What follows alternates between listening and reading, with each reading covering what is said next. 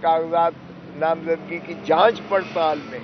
جس طرح سے ان کے پرپوزرز اور ان کے سیکنڈرز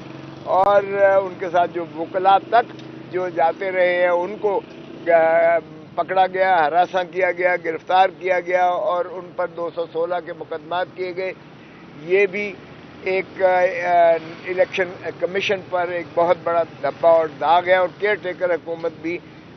تو کیا اس طرح سے فراڈ الیکشنز آپ کروائیں گے ملک میں لیول پلینگ فیلڈ نہ دے کر؟ لیکن اس تمام جبر اور استحصال کے باوجود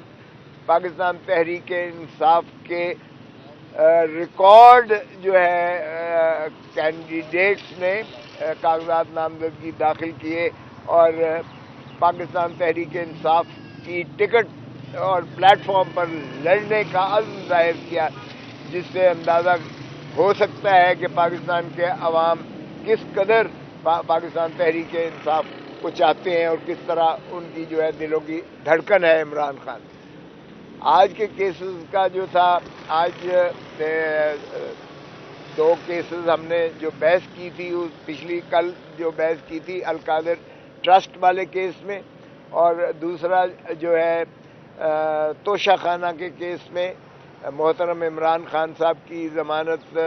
بعد گرفتاری کو ہم نے کنکلوڈ کیا تھا.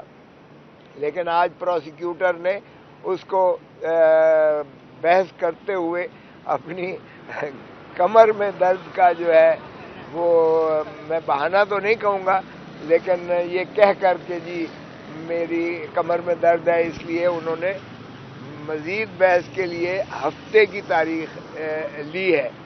یہ تو سنا تھا کہ ملزم جو ہے طوالت کرتے تھے، یہاں پروسیکیوٹر صاحب جو ہے پچھلی تاریخ پہ بھی انہوں نے کل بھی مغرب تک چلا تھا آپ کے سامنے ہے، اور آج بھی سارا دن تقریباً اس کے باوجود نہیں ہو پایا ہے. ہماری ایک اور درخواست تھی توشہ خانہ کے کیس میں دفعہ 94 کی. ہم نے استدعا کی تھی اس درخواست کے ذریعے کہ 1947 سے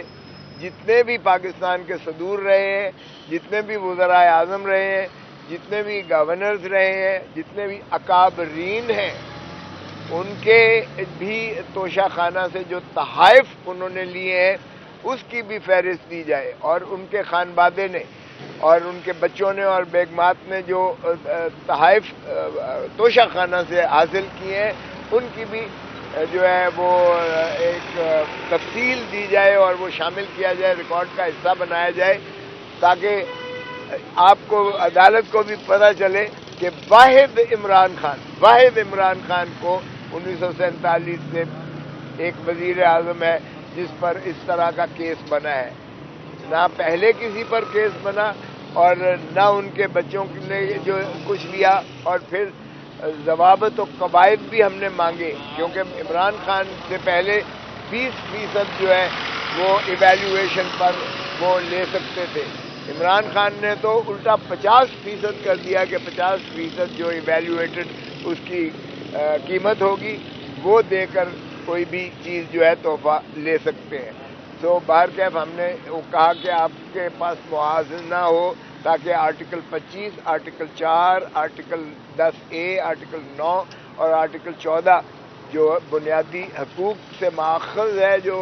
عمران خان کے فنڈامنٹل رائٹ سے ماخذ ہے، اور اس میں اور باقیوں کے تشخیص اور تمیز جو ہے وہ ممکن نہیں ہے. تو اس پر بحث ہوئی ہے ہماری جانب سے، اور ان کی جانب سے انہوں نے یہ کہا کہ جی یہ جو ہم نے داخل کیے ہیں اس کو دیکھ لیں، اگر اس میں کوئی چیزیں لگی ہوئی ہیں تو وہ پھر اس کی روشنی میں اس کو آگے درخواست کو سماعت کیا جائے. چنانچہ یہ درخواستیں انہوں نے ہفتے کو رکھی ہیں. بشرا بی بی کی جو ضمانت قبل از گرفتاری تھی وہ 6 جنوری تک اس کی توسیع کر دی گئی ہے ان کیسز میں. تو یہ کیفیت ہے.